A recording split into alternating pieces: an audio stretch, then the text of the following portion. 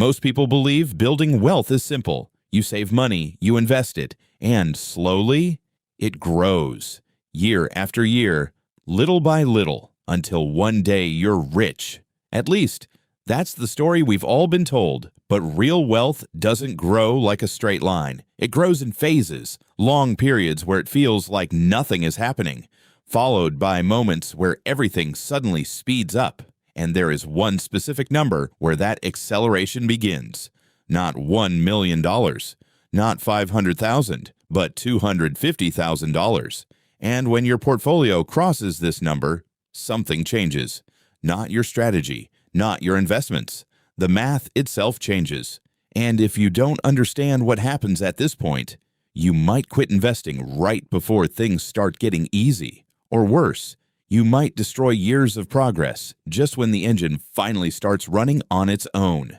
My name is Sam, and this is Sam Invests. And today, we're going to talk about why $250,000 is one of the most important numbers in the entire wealth building journey. Before we talk about the $250,000 threshold, we need to understand something important about the early stage of investing. The beginning of the journey is usually the most difficult part, not because the strategy is complicated, but because the results feel painfully slow. When someone first starts investing, their portfolio is still small, maybe $10,000, maybe $15,000, or even $20,000. At this stage, even if the market delivers a strong 7% annual return, the growth produced by the portfolio itself is very small in absolute terms. A $15,000 portfolio growing at 7% only adds around $1,000 in an entire year, which can feel almost insignificant compared to the effort required to save and invest money every single month. This means that during the early years, almost all of the progress in the portfolio comes from your own contributions rather than the market itself. If someone invests $500 every month, that becomes $6,000 per year, which is often several times larger than the investment returns generated by the portfolio. In other words, the investor is carrying most of the weight. The growth is being driven by discipline, consistency, and the willingness to delay spending today in order to build something for the future. Every monthly contribution matters, every deposit pushes the balance forward, and every year of patience slowly adds another layer to the foundation that the portfolio is being built upon. This is exactly why the early phase of investing can feel frustrating for many people. The effort is constant, but the visible results seem small compared to the sacrifices being made. It can feel like you are pushing a heavy machine forward, using nothing but your own energy. However, as the portfolio gradually becomes larger, something important begins to change. The percentage returns that once looked small start turning into larger and larger dollar amounts. The portfolio slowly begins contributing more to its own growth, and this shift marks the beginning of a completely different stage in the wealth building journey. A stage where the mathematics of compounding finally begins to work in your favor. As a portfolio grows, the way it produces returns begins to change in a very important way. Investment returns are always calculated as a percentage of the total balance, not the amount you contribute each month. This means the larger the portfolio becomes, the larger the dollar value of those percentage returns becomes as well. In the early stage, a 7% return on $10,000 only produces about $700 in a year, which is relatively small compared to what you might be adding through your own savings. But as the balance grows to $100,000, that same 7% return suddenly becomes $7,000 per year, even if you did nothing new or different. The strategy hasn't changed, the investments haven't changed, but the scale of the portfolio has. And when that scale continues to grow toward $250,000, the effect of compounding starts becoming much more visible and meaningful. By the time a portfolio reaches $250,000, the math begins to feel very different. At a historically reasonable 7% annual return, that portfolio can generate around $17,500 in a single year without any additional contribution from you. That's more than $1,400 every month, produced purely by the capital that is already invested and working inside the portfolio. No overtime hours, no second job, no extra effort required, just the natural effect of money compounding over time. This is the moment when the relationship between the investor and the portfolio begins to shift. For years, you were the one pushing the portfolio forward with discipline and monthly contributions. But once the balance becomes large enough, the portfolio itself begins contributing a meaningful portion of the growth. Instead of relying entirely on your effort, the compounding engine finally becomes strong enough to start pulling the portfolio forward on its own, setting the stage for the acceleration that follows in the next phase of the journey. Now consider a situation that quietly happens to many investors during the long middle phase of wealth building. Imagine two people who begin their investing journey at the same age. They earn the same income, follow the same strategy, and invest $600 every month into their portfolios. For many years, their progress looks almost identical. Month after month, they continue contributing, watching their balances slowly increase. After about 17 years of consistent investing, both portfolios reach around $200,000. On the surface, their journeys appear the same, but this is the point where their paths begin to separate. The first investor looks at the number and feels disappointed. 17 years of effort, discipline, and saving have produced what feels like slow progress. The balance does not look dramatic enough compared to the time and sacrifices required to build it. Then the market goes through a downturn, which is something that happens regularly in every long-term investing cycle. The portfolio value temporarily declines, and the frustration that was already building becomes stronger. The investor begins to question whether the effort is worth it, whether the market is too unpredictable, or whether the money might be better used elsewhere.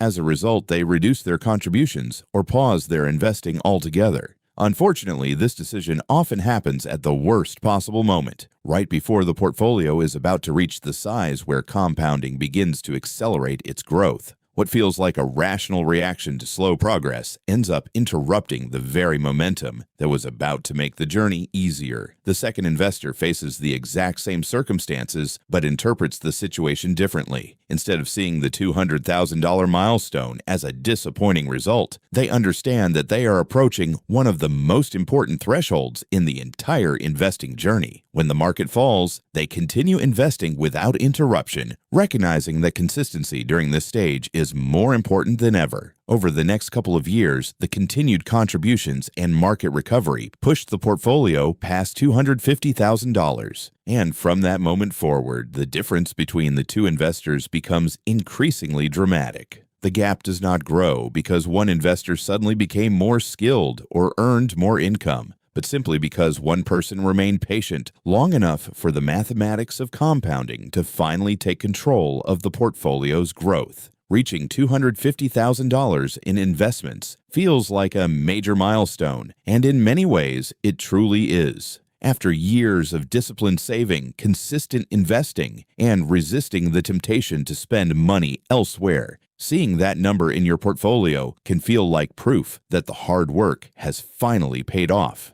Because of that feeling, many investors naturally begin to see this point as a moment for celebration or reward. They might think about upgrading their lifestyle a little, buying a newer car, taking a luxury vacation, renovating their home, or making a larger purchase they postponed for years while focusing on saving. After such a long period of patience and sacrifice, the idea of using some of that money to enjoy life can feel completely reasonable. However, this is exactly where one of the most dangerous mistakes in wealth building often happens. When someone withdraws money from a portfolio at this stage, the cost is much larger than it appears on the surface. For example, taking $40,000 out of a $250,000 portfolio might feel like a relatively small portion of the total balance. But the real cost of that decision isn't just the amount withdrawn today. If that $40,000 remained invested and continued compounding at an average 7% annual return, over the next 20 years, it could grow to nearly $150,000. In other words, what feels like a simple $40,000 lifestyle upgrade is actually the loss of a much larger future asset that would have continued multiplying quietly over time. This is why the moment around $250,000 is so critical in the investing journey. The portfolio is just beginning to reach the size where compounding starts doing a meaningful amount of work on its own.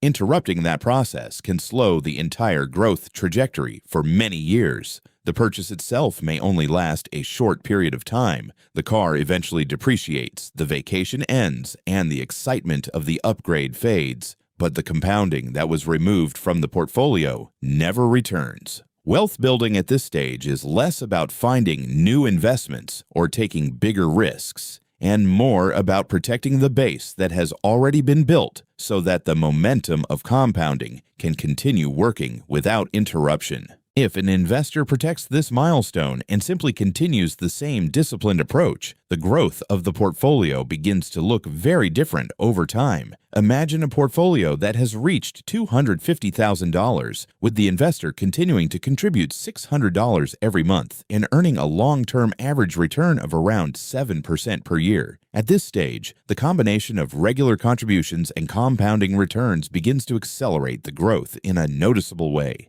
Instead of taking decades to move forward, the portfolio can grow from $250,000 to about $500,000 in roughly 8 years. What is important to notice here is that the investor did not suddenly earn more money, did not change their strategy, and did not take on more risk. The only thing that changed was the size of the portfolio, which allowed compounding to start producing larger and larger results each year. Once the portfolio reaches $500,000, the acceleration becomes even more visible. With the same $600 monthly contribution and the same 7% annual return, the portfolio could grow to $1 million in roughly another decade, even without increasing the amount being invested every month. This is why investors often say the first $250,000 is the hardest, because it takes the longest time and requires the most personal effort. After that point, each additional milestone arrives faster than the one before it. Wealth building rarely looks like a smooth, straight line.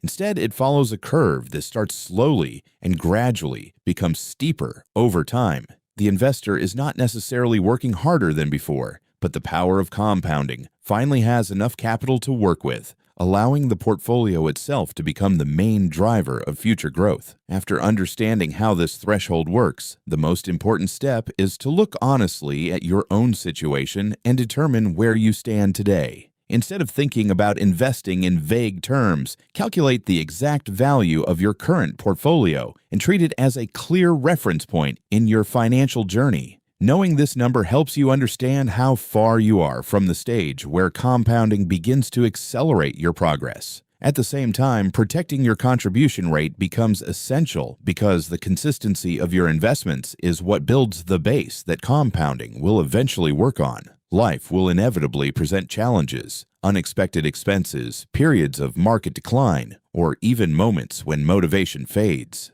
This is why maintaining a solid emergency fund is such an important part of any wealth-building strategy. It creates a financial buffer that prevents you from being forced to sell investments during difficult periods, allowing your long-term plan to continue without interruption. Another important factor is learning how to manage lifestyle inflation as income grows. Many people increase their spending automatically when they receive a raise, but investors who successfully build wealth often reverse that process. They increase their investment contributions first and allow their spending to adjust only afterward. Automating investments can make this process much easier because the decision to invest happens before the money reaches your everyday spending account. Ultimately, the idea behind the $250,000 threshold is not mysterious or complicated. The mathematics of compound interest have existed for centuries and are well understood. Yet many people never experience the true power of compounding, not because the strategy failed,